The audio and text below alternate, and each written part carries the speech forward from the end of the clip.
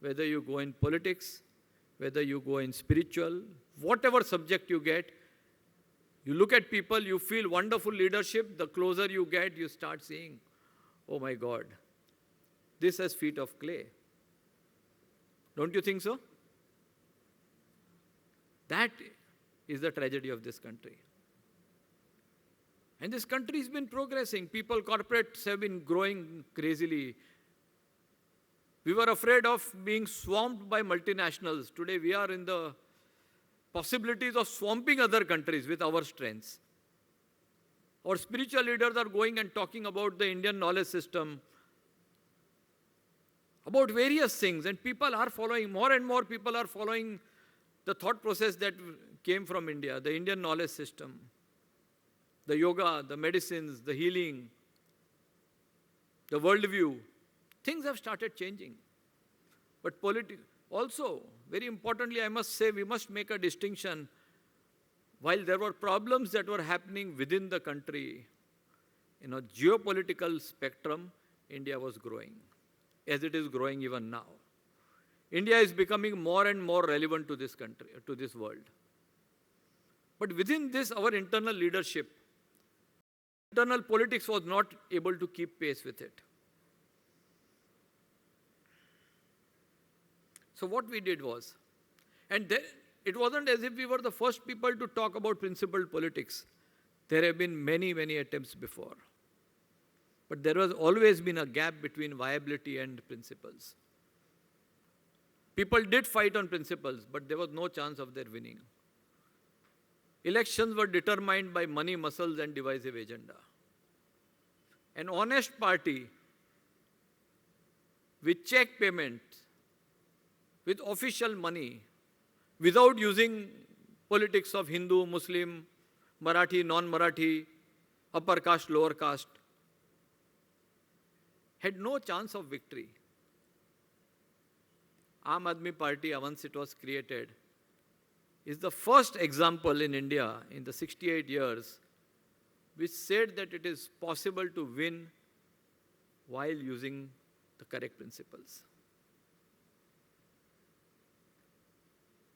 So this is an experiment which is very crucial. I don't know how much Aam Aadmi Party will go, till what extent, whether it will become the ruling party of this country, whether it will be determined, will just stay in 1 or 2 states or what, I don't know. I don't know the future.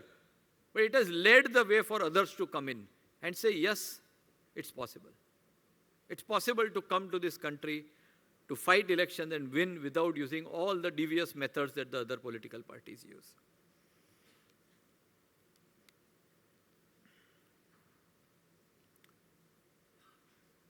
But having said that, I must tell you a couple of things which are bothering me for some days. Narendra Modi came with great expectations, great hopes. He swept the country. But today, all those people who had banked on Narendra Modi are disillusioned, aren't they?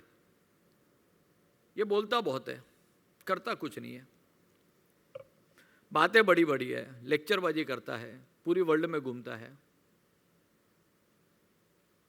I think he is doing what best he can.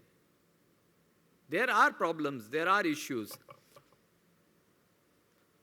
अब दिल्ली में जाओ तो दिल्ली में मैं सबको मिलता हूँ, बोले अरविंद केजरीवाल आया, हमको लगा हमारा पूरा जिंदगी बदल जाएगा, लेकिन कुछ फर्क नहीं है. वही का वही करप्शन, वही का वही ब्यूरोक्रेसी, वही का वही process. So really what is happening is this country is so vast. This country is so complex. This country is riven with divisive agendas. This country is a broken up country. Big changes will never take place. And if you come to power with big hopes and expectations, in 1 year, people will start getting disillusioned. And I'm going to talk to you about what we are doing in Delhi. And when you hear me, you will find, my God, is it possible for a government to do so much with such wonderful outputs? But you'll talk to the person on the street, he is very unhappy. That's because this country will never grow at the pace we are expecting it to grow. It will always be a Hindu rate of growth. The economy may grow at maybe 7%, 8%. But the changes that are going to take place in the life of a common man is going to take a long, long time, and it's going to be very slow. It's like building a muscle. You have to keep on working if you want to build muscles. It cannot happen overnight.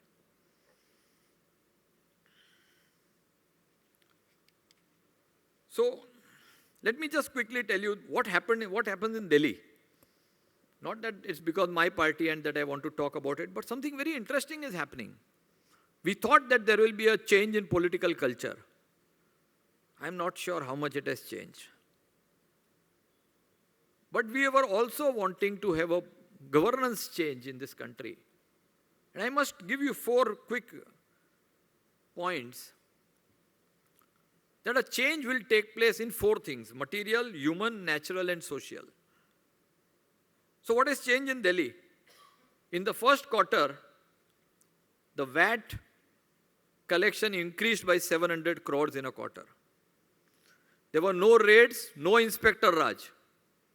Businessmen were called and said, you give your taxes properly, we will ensure that nobody raids you, nobody harasses you. We will try and streamline all taxes, all systems, so that you can do your business at peace.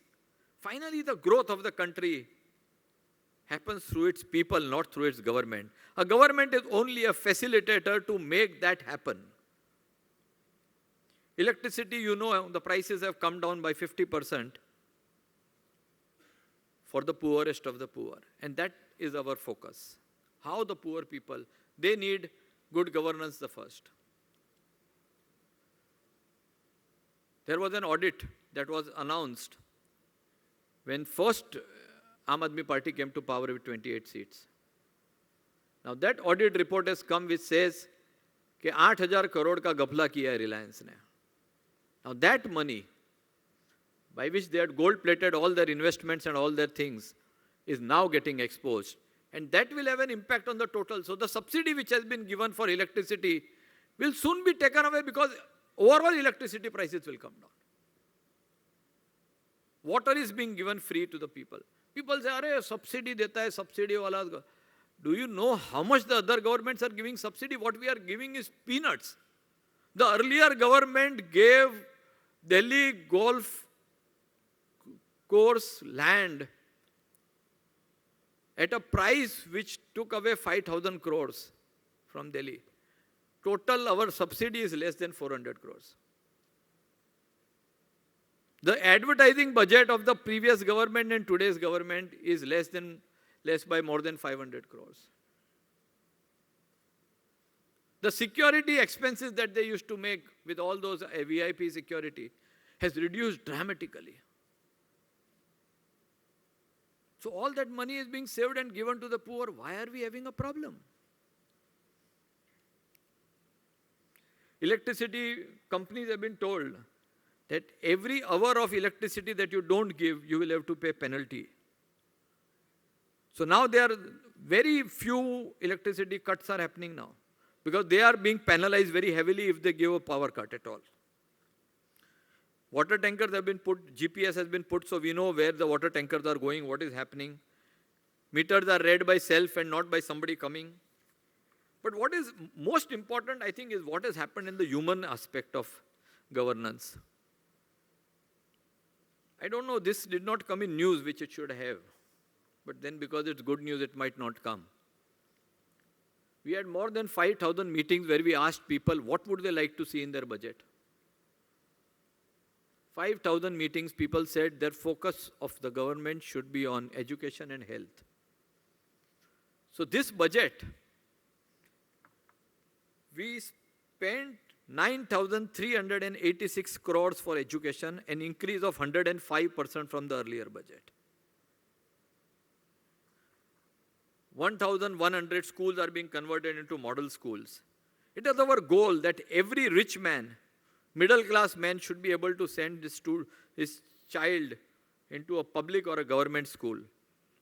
And next term we will put this condition that if you want to become an MLA or a corporator or an MP of this party, then your children should go into government schools and they should go in government hospitals. We will increase the standard to a level by which government schools and hospitals will become as good as the private ones. No capitation fee. We have a helpline. If anyone school asks for capitation fee or any donations, come to us and we will see that their donations, their monies that are giving to them, their grants and the complaints will be lodged against them. 4,786 crores have been allotted for health. There is a plan to double the capacity of government hospitals' beds. And now we have started with mobile clinics, air-conditioned mobile clinics, which goes to every slum and treats people at very low cost and gives them medicine free of cost. So 3,000 mobile clinics are being set up now. Mobile education centers are being set up by which those buses will go and take the children of the slum and teach them every day so that there is no need for classrooms. Classrooms are going to be used in two places, during the day, during the night.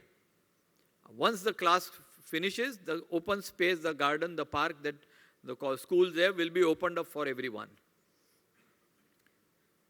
For natural governance, the Yamuna is being cleaned. It will take 2 years, but the Yamuna will get cleaned. Yamuna, you know, is as bad as the Mithi River. And there is a focus on public transportations and e-rickshaws. 200, I'm talking about the social aspect. Women's empowerment is something that we are very keen on. 200 buses already have CCTVs. 4,000 marshals are put in place. So really, I think we are doing all that we can. An anti-corruption helpline has come in, and government corruption is reduced to a substantial now. Road के ऊपर जो police हवलदार खाता है उसमें बहुत फर्क नहीं हुआ है, but government offices has reduced corruption by a substantial. And we intend to bring in a Swaraj bill. That Swaraj bill will ensure that every Mohalla Sabha, every group of 1,000 voters will be empowered to check the civil works that are done in their area, check whether it has been done properly, and before the payment is made to the civil contractors, it has to be signed by the Mohalla Sabhas. It is our money. It is not the government's money. It is not the politicians' money. And we need to empower. We need power because we want to give power to the people, not because we want power for ourselves. And the Jan Lokpal bill is soon to be tabled in this monsoon session. So overall, I think, while I can give you a very upbeat assessment saying we are doing wonderfully and we are doing great things, but I think there is always a time to introspect. There is always a time to look, is this where we wanted to reach? Is this fast enough? Is this good enough? And always in the hierarchy of things, it has to be the nation first, party next, and individual next. Are we following that hierarchy? Are we working for the country or for the party or for some leader that we have? That question cannot escape our mind at all. And that is a fear, that is a vulnerability, that in this country, sometimes leaders become more powerful than the party, and parties become more powerful than the country. Don't forget that they said India is Indira and Indira is India. Will we ever fall prey to that? I pray we do not. We need to be very, very careful, very wary of ourselves. As I said, this journey in our Indian system would say is from tamas, cynicism, apathy, to rajas, to anger. All movements happen like that. From apathy to anger, to energy, to passion. But only the Indian independence movement converted to sattva, where whatever Gandhi said, there were tomes and tomes of books written on the Indian independence system. Here we have done a second independence, there may not be 5 books written on this. There is not much intellectual thinking. Dissent. Dissent has to be the lodestar of any political movement. You have to have dissent. You have to have different voices. You need to think differently. And then it becomes a rich mixture that can change the country.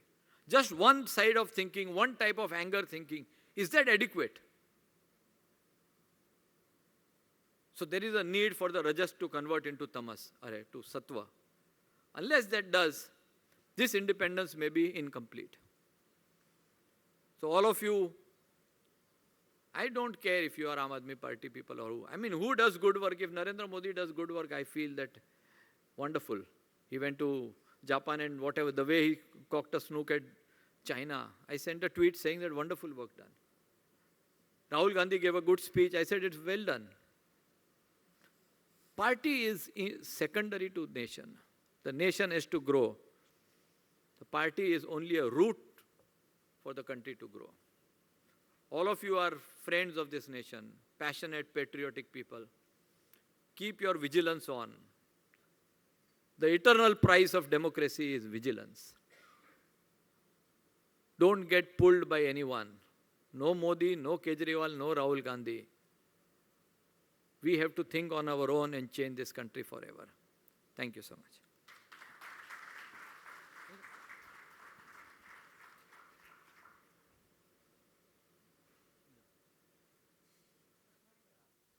If you could come.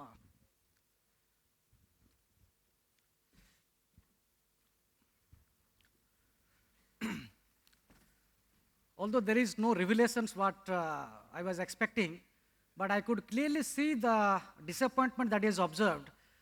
Despite being the chief of Maharashtra Aam Aadmi Party, he is not happy with Delhi's plight which the people are confronting, as he himself admitted today that when he visited the people that no development has been done. Am I to believe that the promises that were made to the Delhi people were fooled? And yes, and is Arvind Kejriwal a changed man? He has come to power. He an activist turned politician. You are also an activist turned politician. While you are doing something here, and he has forgotten that responsibility and remained as a coterie of people who are guiding him. That is often the subject of discussion. You asked me two questions. Am I happy with the governance of Delhi? I think all that could be done is being done. I'm very happy. All right, yes. My point was a much bigger point, which I'm saying this country is so complex. And if you come with big promises, it is very difficult to reach to the people these promises. All of this is done. I read out what we have done. Extraordinary work, no government has done it. But still people are unhappy. So there is something which is missing. Somewhere that we are not some things that we are not able to reach the people of that. Are the mobile clinics enough? Are they reaching to the right people? Is the right kind of thing being done? So there are questions of implementation, there are questions of scale. And that needs to be introspected and improved. But I have no doubt that the Delhi government is doing pretty good work. Is Kejriwal a changed man? Well, I would say that he has an office, he is a chief minister, he must be seeing things every day, getting reports every day, and he must be behaving according to that. My observation whether his relationship with me is the same or is it changed has no consequence to this country. What is of consequence to this country is he functioning well? Is he delivering to the poorest of the poor? Is he delivering to his voters? I think he is doing that. Does he have a coterie? Does he? When one makes a team, you can call it a coterie, you can call it anything. But I am just saying that there is a need to introspect. Are we going in the right direction? Somewhere I feel that we are not. And somewhere I feel we are right. So it's not a very black and white assessment that I can make. It's a very complex, grey kind of a thing. Somewhere we could do better. Somewhere we are doing better than we had expected. So, Satya, I'm sorry. And there's no sensational thing that I can say. No, the Aam Aadmi Party came into the force as an alternative to the Modi government. People, even the ratings of Kejriwal is still very high. My pointed question to you is that despite you, your party which claims to be one of the alternative force in India, why the people like, Somnath Bharti, then we had this, the minister who was, removed from this government. Don't you think that they should immediately remove until the probe is on? See, I suggested to the Delhi team that there should be a standard operating procedure. If there is a serious allegation on somebody, have the internal Lokpal investigate that person. Let him be suspended, not from the party, but from his position, till the investigation gets over. If he is found guilty, remove him from the party. If he is not found guilty, put him back into the post. So I think there should be just a simple operating procedure for anyone who does a behavior which is not correct. So why there is a double standard when it comes to Prashant Bhushan or Yogendra Yadav?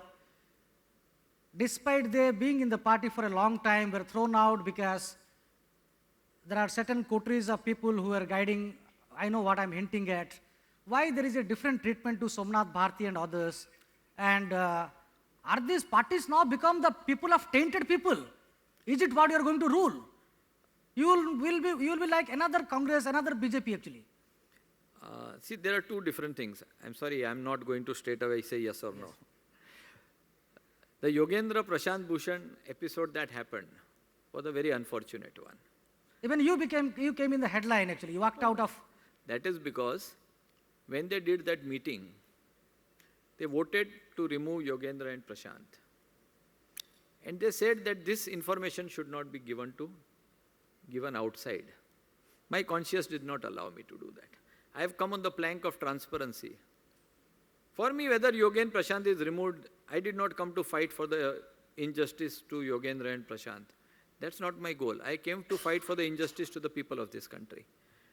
But I think that transparency model that used to be our principle was tried to be compromised. And I felt that these 20 people who are in the room is not the party. The party is the lakhs of people who have supported him. So, and it is important that they know what is happening in the party. So I wrote a blog and I also told the party that I have committed indiscipline. It is not right for somebody who is in the meeting to go outside and write. And because I have committed indiscipline, you are free to sack me, to take disciplinary action against me.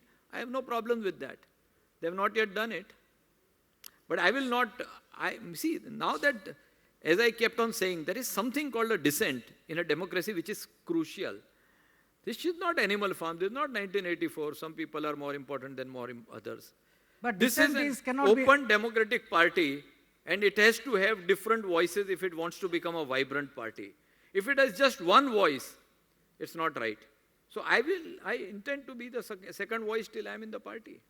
Am I to understand that Kejriwal was not aware of the false certificate when he produced this to the affidavit to the magistrate and later on very... Yes, without doubt what Tomar had told Arvind Kejriwal and took an oath on his daughter and said, my certificate is correct. He believed him. Kejriwal. He believed him. So it was naive, it wasn't wrong.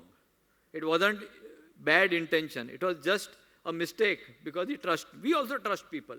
So sometimes you fall into that trap. So Arvind fell, it wasn't Arvind's fault at all. All right, that's a good question. Now coming to a very important question.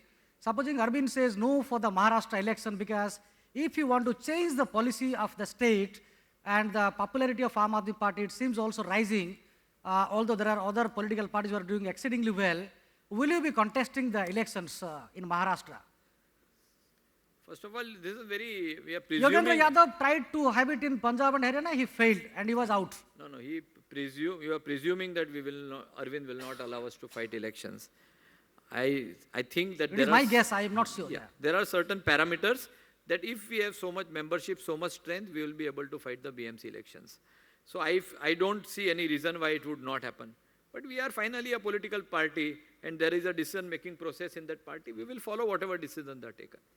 All right, that is a confession of an activist and politician. Seems to be very angry with the present establishment of Modi government and doesn't seem really comfortable of what is happening in Delhi. Maybe it is because of the inexperience and the people who are dictating the chief minister. So can I have some questions if you could have to Mayank Gandhi to ask them? Sorry? Questions, yeah, if there are any questions here. Come on, open up if you could have some questions then. All right, that was a splendid present. Somebody's asking. Yes, please. Again, that entrepreneur. Yes. You made a comment about Modi being right on the comments on China when he was in Japan. I tend to disagree with that because why should we always be in a sort of competition with China? This is like parents bringing up their kids that you should come first. China does 8%, we should do 8.5. We are no competitors with China. In fact, the only way forward is for India and China to collaborate. Even historically, I think we were at peace with each other. Chinese philosophers came to India, wrote